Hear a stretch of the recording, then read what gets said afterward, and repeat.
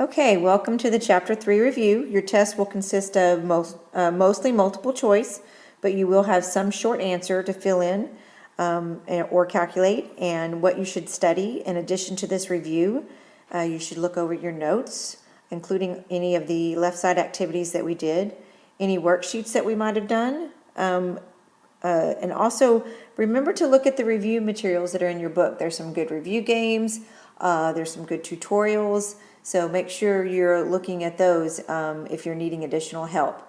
In addition to that, we also have some tutorial videos on the Canvas page under the Atoms, Chapter 3. There's some significant figure with slash unit. There's some molar mass videos that you were supposed to watch. If you haven't watched that, please watch it. Also, there's some molar conversion video tutorials on there as well.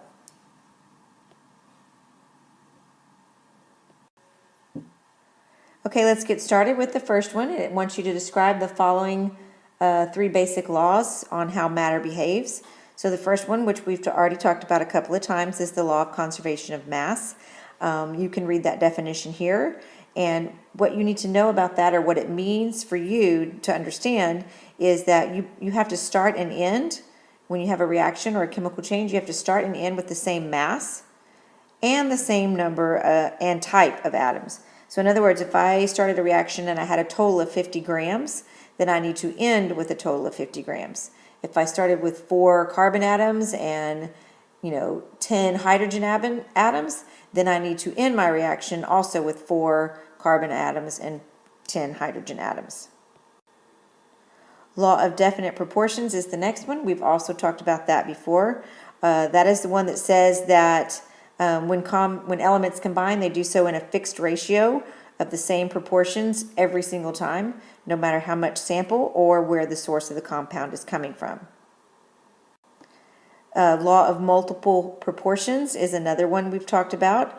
And remember, first of all, it says that elements combine in whole number ratios, but it also says that some elements can combine in more than one combination, but when they do so, they are only in whole number ratios, and they are very different from each other.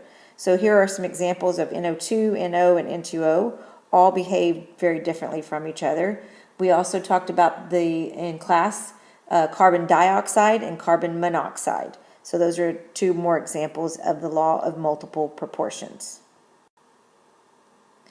This one is wanting to know what is the average atomic mass the average of. And here is the key on this one. It is the average atomic mass is the weighted average, okay? It's the weighted average for naturally occurring isotopes. So we need to remember this part. The naturally occurring isotopes is the key there, okay? Weighted average of naturally occurring isotopes. And then, of course, the formula is here. You take the mass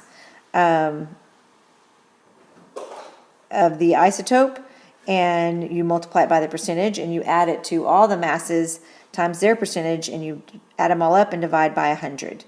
You can ignore this little part right here. This is a little bit different way of calculating it, but that is not what we did. We did it a little bit differently, so you want to do it that way right there. Okay? If you are in Miss Lawrence's, not Miss Lawrence, if you are in Miss Campbell's or Miss Davidson's class, you might have learned a little bit different formula. You get to the same answer, so be sure and use the formula that they gave you in class. What determines the identity of an atom? And that is the proton. I wrote it really big so you could get that in your mind. The proton is how we identify, and that's because they do not change. Neutrons can change because we have isotopes, and electrons can change because you'll find out as we go along that they can lose or gain electrons, and so they can actually change as well. So we will always identify atoms by the number of protons in the nucleus. What is the mass number? And of course, that's the sum of the protons and neutrons. Remember, you can't find neutrons or mass number on the periodic table. The atomic number is equal to your number of protons. And remember, mass number minus atomic number is how you find number of neutrons. This question asks what makes an isotope different from other atoms of an element, and that is, of course, the different number of neutrons, and therefore they have different number of masses. This question is asking you what's the mass in grams of a proton and a neutron, and remember the mass of the proton and neutron are relatively the same. They're about 1.67 times 10 to the negative 24 grams, and remember they are much, much heavier than the electron is. Remember, you need to know who did the gold foil experiment and how did it work and what did he discover. And of course, if it was Rutherford that shot the positively charged helium nuclei or alpha particles, and he expected them all to pass through. Some of them were shot back to them, so he was able to discover the nucleus with that particular experiment. Oh, Dalton's theory, we definitely need to know that. These are the 5 points or postulates of Dalton's theory. You can read through those yourself or copy them down. And you definitely need to know 2 and 3 are the ones that got changed. And we'll talk about that here in a second on the next slide. But make sure you know all 5 of those. 2 that were changed was point number 2, which is the one that says that all elements are identical. And at the time, we didn't know this, but now we know about isotopes. And of course, isotopes have different number of neutrons, which gives them different number of masses. So they are not identical. And then 3 was changed where it says atoms cannot be subdivided, created, or destroyed. And that's because we discovered some subatomic particles of protons, neutrons, and electrons. Can atoms of the same element have different masses? Why or why not? And yes, of course they can. And the reason they can is because they have different number of neutrons, which affects their masses. You also need to know the cathode ray tube experiment. It was Thomson that used that cathode ray tube, and what he discovered through that was the electron. And you can read about here how he concluded that, but you need to know Thomson, cathode ray tube, discovered the electron. This question wants to make sure that you understand that you know why an atom is electrically neutral, and that is because it has the same number of positive protons and negative electrons, so they cancel each other out, so we refer to it as being electrically neutral. Also, one thing you need to make sure you understand that sometimes kids get confused on is that although isotopes have different number of neutrons, they all have the same number of protons. And remember, they are chemically and physically the same. So they have the same chemical and physical properties. It's just that they have different masses. So an isotope, let's say, of iron, whether it's iron 55, iron 56, they are chemically and physically the same, it's just they have different masses. So I want to make sure you understand that they're still iron atoms. Of course, we've talked about this a little bit earlier, but how can you find the number of protons and electrons in an atom? You look at the atomic number. Okay, so the atomic number we get from the periodic table. It's always the whole number. And then, of course, it's equal to the number of protons. And then if it's electrically neutral, it's also equal to the number of electrons. And so for the most part in this chapter, we're dealing with only things that are electrically neutral because we haven't learned about atoms when they gain and lose electrons yet. The standard for finding atomic mass unit is the carbon-12. And remember, we defined 1 AMU is 1/12 of a carbon atom, which has a mass of 12 grams. Okay? So if you were to see a chart like this, you would need to be able to fill it out based on the information that you are given, which this is very similar to the worksheet you had in class that you put in your interactive notebook. So let's go ahead and do this. The first one says zinc, and so we could go look at the periodic table, and we would see that the atomic number of zinc is 30, so we would list 30 right here. Because the atomic number is 30, that means the number of protons would also be 30. And then, of course, the number of electrons are 30 because this is an electrically neutral atom. So in order to get neutrons, remember we take mass number minus the atomic number, and then we would get number of neutrons. Okay? And so we would take 67 minus 30, and we would get 37 neutrons. So we would put 37 right here. Okay? On this next one, they're not giving us the symbol, they're giving us the number of protons. And remember, we identify elements by their number of protons. So if we were to go look up 42, we would find out that the number of protons, remember, is the same as your atomic number. And we would look that up and we would get molybdenum, so it would be MO. The number of electrons, remember, same as protons, so also 42.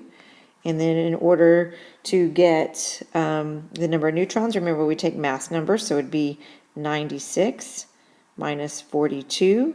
And that would equal, if I did my math right, 54 neutrons. So we would put 54 right here. And so that is how you would fill that chart in. You need to know what the mole is and what molar mass is and how they differ. And remember, a mole is defined as the amount of substance that contains as many particles as there are in exactly 12 grams of carbon-12. We said that was the standard. And when we talk about a mole, we're talking about 6.02 times 10 to the 23rd atoms is equal to 1 mole. And of course, we can have 1 mole of anything, but we usually talk about atoms. Remember, we need to recognize that it can be atoms, it can be so let's talk about this. Atoms, it could be molecules,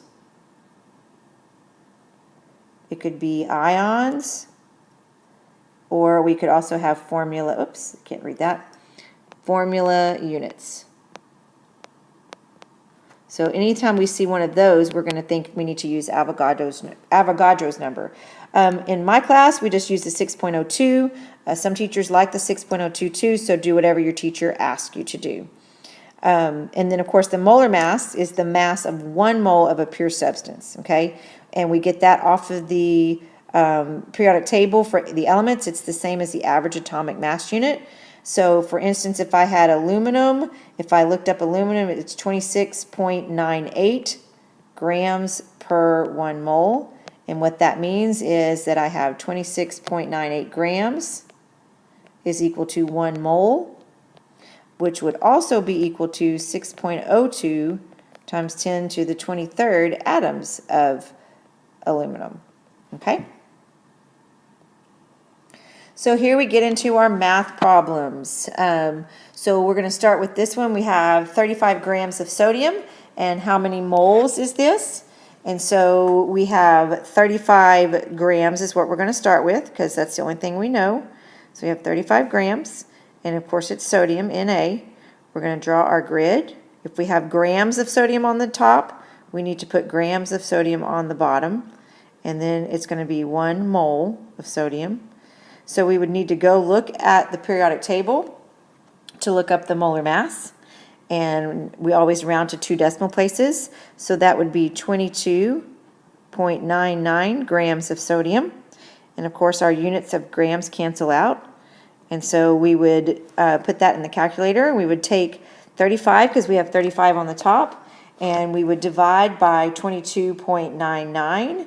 And then we would put our answer in the appropriate significant figures. And of course, because we have 35 right here, we need 2 significant figures in our answer. And so we would take 35, divide it by 22.99, and my answer comes out on my calculator as 1.5224 and a whole bunch of other stuff. So when I round that to 2 significant figures, I would get 1.5 moles of sodium. Okay, and then I kind of ask myself, does this answer make sense? If 1 mole of sodium is just like right at 23 grams, and I have 35 grams, then I should guess that I'm going to be somewhere between 1 and 2 on my moles. So it's just a way to double check myself. All right, so let's move on and do the next one. This time it says convert 1.2 moles of calcium to grams. So again, I'm going to start with what they gave us, 1.2 moles of calcium. All right, I started with calcium. I need to get rid of calcium. So I'm going to put it on the bottom on the next step. So it's going to be 1 mole of calcium. And then I've got grams of calcium on the top. So I would go to my periodic table and I would look up what is the mass of calcium. and I'm going by memory here. I think it's 40.08. If I am wrong, put down the right one. 40.08 grams of calcium. Again, mark out my units. And then I'm going to put that in the calculator. I have both numbers on top now, and so what I need to do is multiply. And so I would take 1.2 times 40.08, and I get on my calculator 48.096, but I go back and look, I have two significant figures over here. Oops, can't even read that, sorry about that. Two significant figures in that right there, and so my answer would be 48 grams of calcium, and that's would be my answer. Okay? All right, last one on the review, and this is find the atomic mass of the following. So when I see a problem like this, I know that this is a isotope or an average atomic mass, and so that's where I'm going to use my formula. So I have the mass of calcium 40 is 40.06, and I'm going to multiply that by the 98.9%. I'm going to add that to the 41.62 times its mass percent of 0.52 plus the 42.02 times the 0.58%, and then I'm going to divide the whole thing by 100. Okay, so I'm going to pause the video here for a second, and I'm going to do the math and come back and give you the answer. So when I calculated that, I got 40.08 AMU. And remember, we always round it to 2 decimal places when we're doing average atomic mass or when we're doing molar mass. So hopefully you got that same answer. A way to double check ourselves, remember, is that it should be somewhere when we're doing this, it should be somewhere between these two masses, because I can't be greater or smaller than that since those are my masses. The fact that this one is 98.9%, I would expect it to be closer to that one than any other one, and we are in fact really, really close to that. So chances are I did it correctly. Okay, stay tuned on the next slide and we'll do the jokes, and then we are done with the review. All right, time to end the review with some jokes. Why did the bee get married? Because he found his honey. And what is a computer's favorite food? Microchips.